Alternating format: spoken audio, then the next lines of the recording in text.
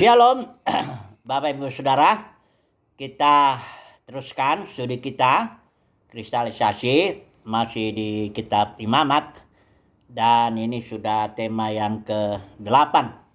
Kita ambil dari pasal 11 tentang binatang yang kalau LI judulnya binatang yang haram dan yang tidak haram, ya, yang najis atau yang tahir ya.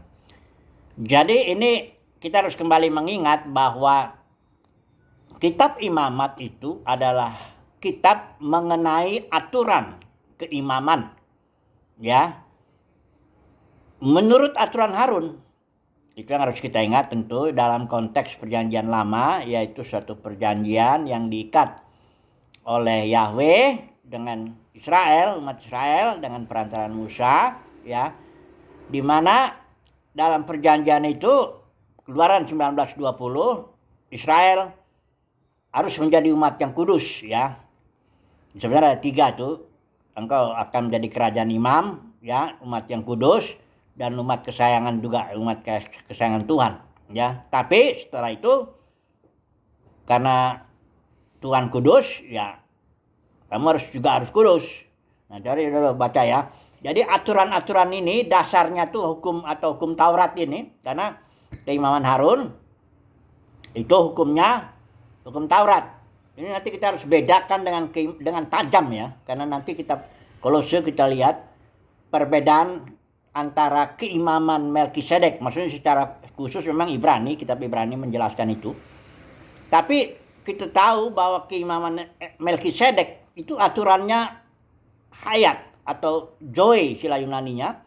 Suatu jenis hidup yang Yesus berikan, itu yang menjadi hukumnya, aturan mainnya. Atau nanti istilah Paulus itu dalam Kolose itu Kristus. Nanti kita lihat ya. Jadi ini harus jelas sekali. Keimaman aturan Harun, hukumnya itu hukum Taurat. Sementara keimaman aturan Melkisedek, karena Yesus itu imam besar menurut aturan Melkisedek. Ya, Yesus tidak bisa menjadi imam besar aturan Harun karena dia bukan dari suku Lewi dan dia nggak bisa lagi ya. Nah, Yesus itu imam besar aturan Melkisedek, kita ini juga dibentuk menjadi imam-imam aturan Melkisedek. Hukumnya apa? Hukumnya hayat atau zoe atau Kristus yang nanti kita lihat di kitab Kolose nanti. Kita lihat dulu ya. Tapi yang jelas kita hanya bahas dulu sebentar ini. Aturan ya, aturan Harun ya. Hukum makanan pun harus diatur. Semua diatur. Coba saya baca dulu ya. Imamat yang pasal 11 ayat yang ke-44. Ini saya pakai ILT ya. Sebab akulah Yahweh Elohimmu, maka haruslah kamu menguduskan dirimu dan kamu harus menjadi kudus sebab aku kudus. Dan kamu tidak boleh mencemarkan jiwamu dengan semua yang berkeriapan yang merayap di atas bumi. Sebab akulah Yahweh yang telah membawa kamu keluar dari tanah Mesir untuk menjadi Elohim bagimu.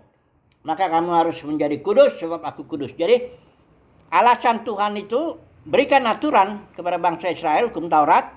Ya karena aku akan menjadi Elohimmu. Yahweh, dia perkenalan dirinya dengan nama Yahweh, aku akan menjadi Elohim. Bukan berarti Tuhan tidak menjadi Tuhan bagi bangsa-bangsa lain.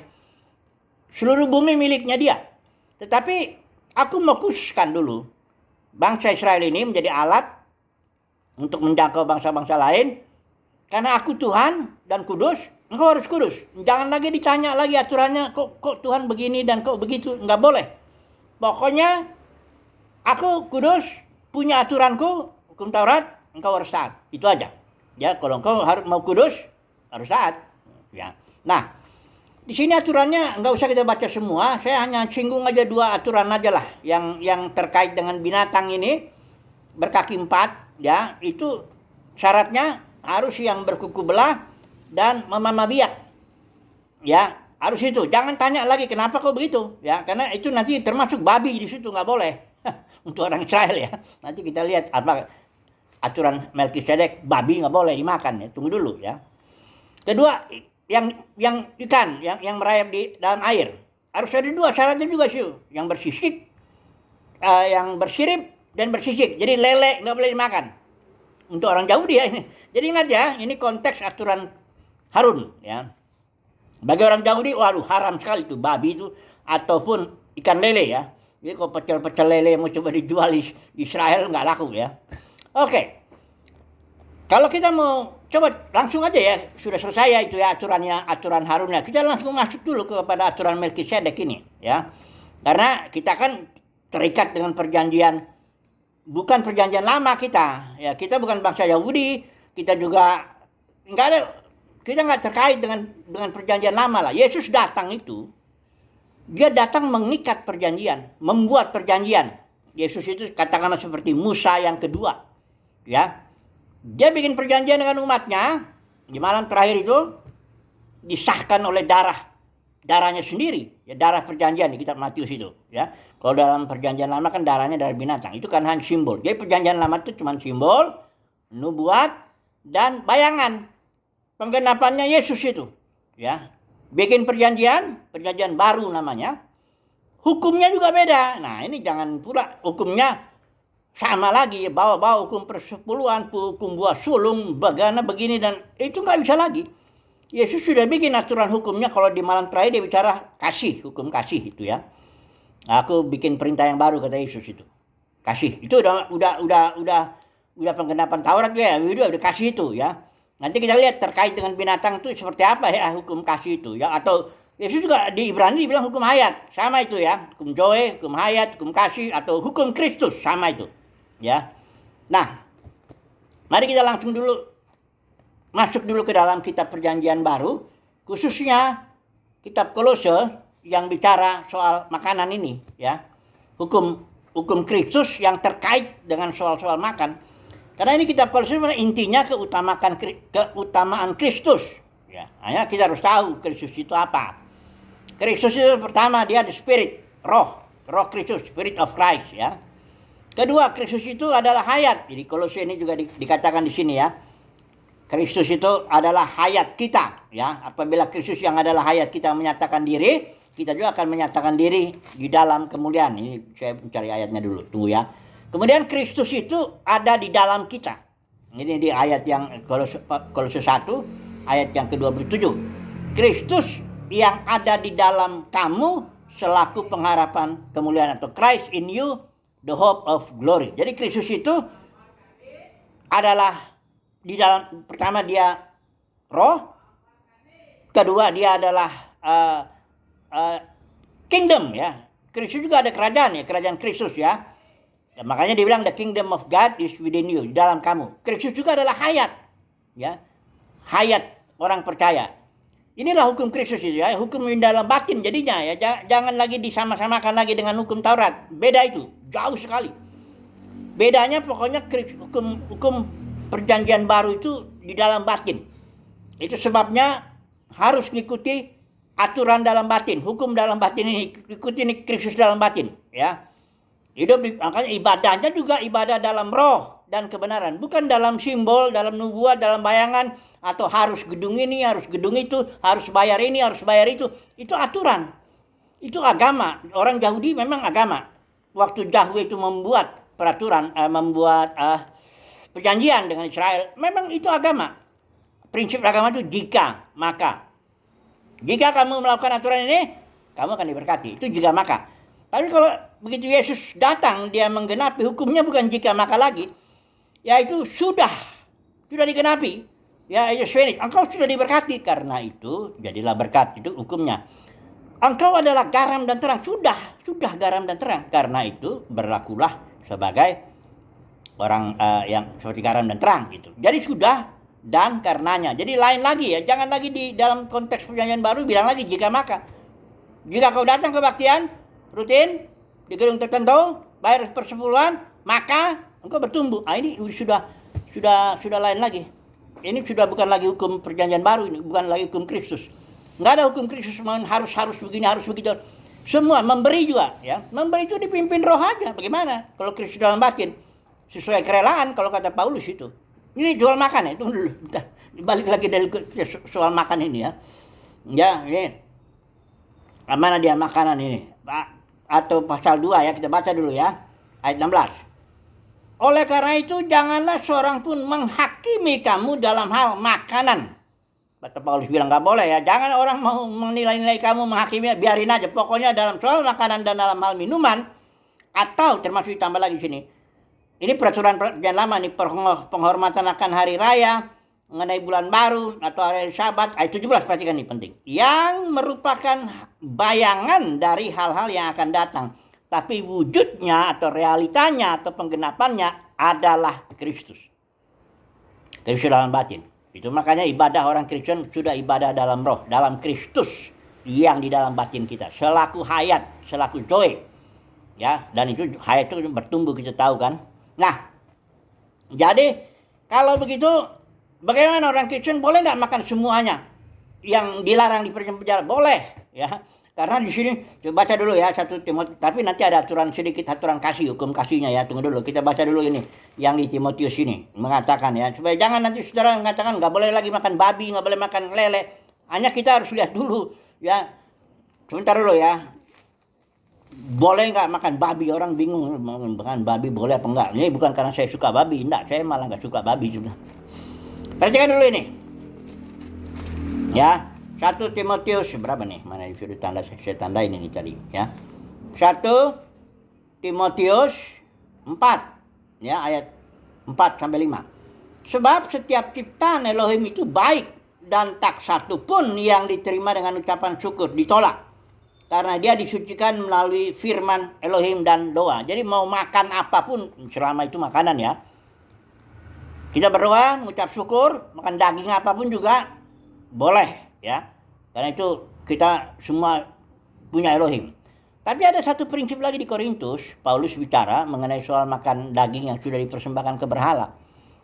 Karena jawaban Paulus begini, memang semua kita yang punya pengetahuan, kita tahu lah nggak ada berhala itu. Yang kita hanya punya satu Tuhan aja ya. Dan daging apapun boleh kita makan dengan ucapan syukur ya. Tapi Paulus bilang ada orang Kristen yang hati nuraninya masih terikat dengan berhala. Jadi kalau ada daging yang dari persembahan berhala, nanti dia kalau makan, nanti kalau dia lihat orang Kristen yang lain yang punya pengetahuan ya bahwa tidak ada berhala, nanti orang yang lemah hati nuraninya jadi tersandung. Nah, di sini Paulus kasih prinsip. Engkau segala sesuatu boleh, tapi enggak segala sesuatu berguna. Ya. Jadi kau boleh makan daging, apalagi kalau engkau diundang, engkau datang ke satu tempat dikasih makan daging apa kek, mau babi kek, mau lele kek, mau apapun, makan aja. Ya, karena kau sudah terima undangan itu ya makan, ya. Ntar malah tersinggung lagi tuan rumahnya ya. Tapi kalau ada saudara musiman bilang itu daging persembahan berhala, jangan kau makan. Tapi bukan karena kau gak boleh makan, bukan. Tapi karena engkau menghargai atau engkau nggak ingin saudaramu itu binasa yang punya hati nurani lemah. Akhirnya kan orang Kristen bilang, kalau gitu kenapa kelakuanku ditentukan oleh hati nurani orang lain, hati nurani orang Kristen yang lemah. Lalu saya jawabnya gini, udahlah segala sesuatu yang kau kerjakan, kerjakanlah itu untuk Tuhan. Janganlah jadi batu sandungan, ya. Jadi intinya prinsip di situ, prinsip kasih atau hukum Kristus, jangan jadi batu sandungan. Ya, dari dalam konteks perjanjian baru makan apa aja boleh. Hanya memang ini sekali lagi saya tambah sedikit mengenai alasan kesehatan. Memang katanya babi secara kesehatan ya tidak terlalu bagus. Juga ikan lele yang dilarang ikan lele nggak bersirip, nggak bersisik, nggak boleh orang Yahudi. Ada alasan alasan kedokteran atau alasan kesehatannya ada. Memang nggak bagus lele dimakan. Kalau orang Kristen nggak makan babi, nggak makan lele karena alasan kesehatan dia boleh aja, tapi jangan dia bikin aturan itu, ya. Bikin lagi aliran denominasi ini kekristenan yang tidak makan babi dan tidak makan lele, ya. Itu karena itu hukum Taurat harus digenapi. Kita pun harus ikut. Ini kan kacau lagi, mungkin aliran Advent ya, yang begitu. Jadi sekarang beginilah. Penggenapannya kita udah lihat itu adalah Kristus. Dan Kristus itu dalam batin. Ibadah kita sekarang adalah ibadah mengikuti pimpinan Kristus dalam batin. Ibadah orang Kristen itu kalau yang ngerti keimaman Melkisedek, enggak lagi harus di gedung ini, harus bayar persepuluhan, harus begini, harus begitu, enggak lagi begitu. Itu kalau udah harus itulah agama. Nah, masalahnya kan dunia kekristenan kan sudah jatuh dari gereja yang dipimpin roh tadinya jadi agama, ya agama Kristen namanya. Nah, para pemimpin agama Kristen nih suka nih ngasih tahu, jika kau datang ke kebaktian rutin ya sini imanmu bertumbuh. Jika kau kasih persepuluhan, kau udah berkati secara finansial dan sebagainya banyak. Jadi banyak aturan. Dunia kekristenan itu penuh dengan aturan. Pertama aturan hukum perjanjian lama yang dibawa ya tentu yang enaknya lah ya, ada yang terkait dengan uang ya buat sulung jadiin uang bilang persepuluhan uang katanya, atau aturan dari organisasinya karena orang gereja organisasi kan gereja yang pecah jadi puluhan ribu denominasi, masing-masing aturan organisasi beda lagi. Yang ketiga aturan dari para pemimpinnya itu sendiri, dia juga bikin aturan ya, nggak boleh gini nggak boleh gitu, harus begini harus begitu ya, dan sebagainya. Ini sekarang kita ini yang imam dibentuk nih, kita sedang dalam menjadi imam-imam aturan Melkisedek, karena kita perjanjian kita itu adalah perjanjian antara El Elyon, kalau saudara nanti kita nggak usah bahas juga.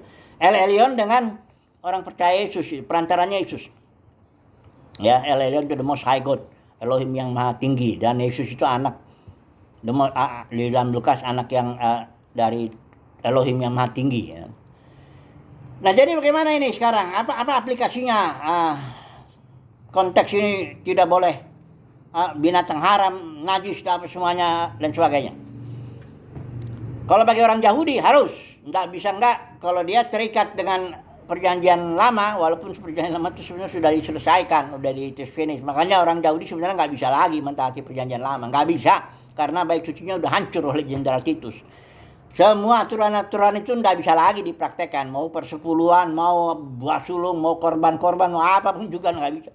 Jadi orang Yahudi ini karena masih belum dibukakan Tuhan, ya, mengenai Yesus itu juru selamat Mesias mereka. Ya, mereka bikinlah sinagoga sebagai coba-coba sebagai pengganti aja. Tapi sebenarnya sinagoga itu cuma tempat berkumpul aja untuk belajar Taurat. Nah, jadi pengendapannya apa? Bagi kita orang Kristen, najisnya yang najis mana? Yang haram yang mana? Bagi kita yang najis itu yang tidak dipimpin Kristus. Itu najis itu. Hidup yang tidak dipimpin Kristus dalam batin itu najis. Memakan yang nggak dipimpin Kristus dalam batin itu najis. Jadi bukan soal harus ini harus itu yang babi, bukan begitu lagi. Karena hukumnya udah beda. Ibrani jelas bilang kalau keimamannya berubah, hukumnya berubah. Ya, jangan lagi di Ibrani 7 tuh saya nggak usah ulang-ulang lah, udah sering. Jadi kalau udah ibadah pengendapannya ini kita mana najis mana haram, ya udah yang mana yang dipimpin Kristus saja. Kalau kita yang dipimpin Kristus itu halal dengan ya prinsip Kristus ya, prinsip kasih dalam batin. Ya jalanin aja, mau makan ini mau makan itu, ya jangan juga makan misalnya gini ya, makan normal, makan sampai gendut perutnya, sampai buncit, sampai gemuk, sampai bahkan mati kolesterol itu namanya najis itu sudah. Karena kenapa? Oh ya makan sudah hawa nafsu di situ ya. Ada teman saya nulis itu, Pak, kok pendeta jarang bicara soal makanan ya? Ya barangkali karena pendeta tuh banyak yang perutnya buncit-buncit, makannya rakus sama semuanya itu. Barangkali ya, jadi nggak usah lah ngomong soal makanan. Ya. Enggak, itu prinsip hukum Kristus itu ya makan juga makan dalam harus ada dipimpin Kristus juga, jangan sembarang makan sehingga akhirnya penyakitan, air gendut, tampil apa semua itu nggak bisa, hawa nafsu jadinya. Ya. Jadi itu prinsip kita, ya. Prinsip kita orang Kristen. Apapun yang kita kerjakan, di Kolose bilang, apapun yang kamu kerjakan itu soal untuk Tuhan. Itu soal makan, mau minum, soal tidur, soal apa semua, itulah dia hukum Kristus ya. Oke, haleluya, amin.